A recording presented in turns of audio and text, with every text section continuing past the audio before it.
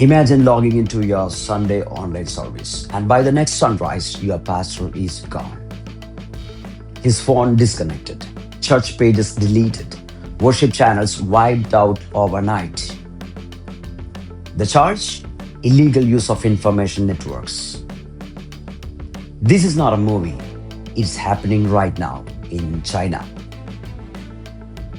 In just the last 3 weeks, Chinese authorities have detained more than 30 pastors and leaders from one of the nation's largest underground churches, the Zion Church. Analysts call it the biggest crackdown on Christians in decades.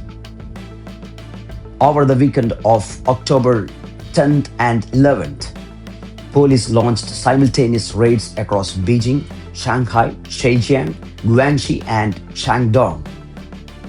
Pastor Jin Minkri, also known as Ezra Jin, was among those taken.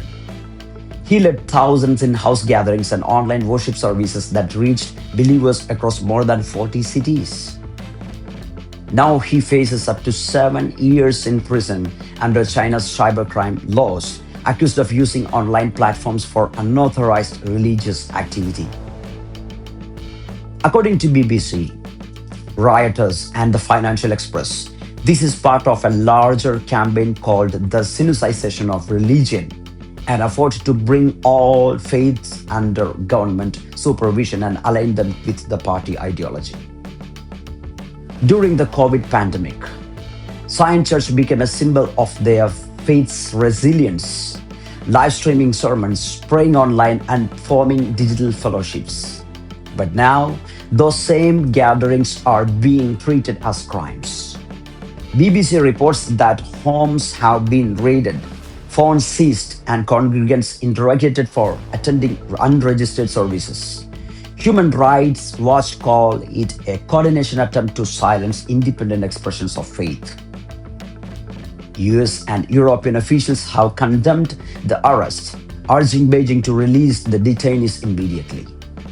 Christian advocacy groups like Voice of Martyrs and Release International have called for global prayer and awareness. Inside China, believers are gathering quietly again in apartments, basements, and small houses. No microphones, no cameras, just whispered hymns and courage that refuses to die. This moment tells us a bigger story, one that echoes across centuries. The Church of Christ has always faced pressure, from the catacombs of ancient Rome to the underground churches of modern Beijing. But here's the truth: faith doesn't fade in persecution, it deepens. When the world tries to silence worship, the Spirit gives it a louder voice.